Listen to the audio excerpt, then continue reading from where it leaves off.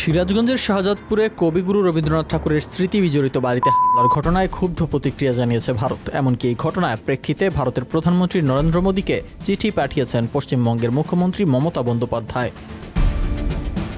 তিনি চিঠিতে লেখেন, এই হামলা শুধু দুঃখজনক নয়, বরং গোটা বাংলার সাহিত্য ও সংস্কৃতির উপর এক নির্মম আঘাত। রবীন্দ্রনাথ বাংলা ভাষা ও সাহিত্যকে বিশ্ব দরবারে যেভাবে তুলে ধরেছেন তা কোনো জাতিই ভুলে যেতে পারে না। এমন হামলা তার উত্তরসূরিদের গায়ে চড়াও হওয়া বলেই মনে করেন তিনি। মমতা আরও বলেন, এই অপরাধের দৃষ্টান্তমূলক বিচার চাই। এমন জঘন্য ঘটনা যেন ভবিষ্যতে আর না ঘটে, সেজন্য আন্তর্জাতিক স্তরে প্রতিবাদ ও সচেতনতা তৈরি হওয়া প্রয়োজন।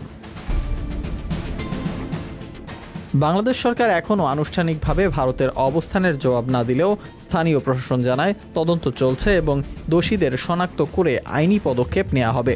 বাংলা সাহিত্যের প্রতীক কবিগুরু রবীন্দ্রনাথ ঠাকুরের স্মৃতি বিজড়িত স্থাপনায় এই হামলার ঘটনা শুধু দুদেশের কূটনৈতিক সম্পর্কে নয়, সাংস্কৃতিক সম্পর্কেও চির ধরাতে পারে বলে আশঙ্কা বিশ্লেষকদের। ভারতের পররাষ্ট্র মন্ত্রণালয়ের মুখপাত্র রণধীর জয়সওয়াল এক ব্রিফিংয়ে বলেন, এটি শুধু একটি স্থাপনার ওপর হামলা নয়, বরং এটি রবীন্দ্রনাথের অন্তর্ভুক্তিমূলক ভাবনার ওপর একটি পরিকল্পিত আঘাত। আমরা এই ঘটনার নিন্দা জানাচ্ছি এবং বাংলাদেশ সরকারের কাছে আহ্বান জানাই যেন দোষীদের বিরুদ্ধে কঠোর পদক্ষেপ নেওয়া হয়।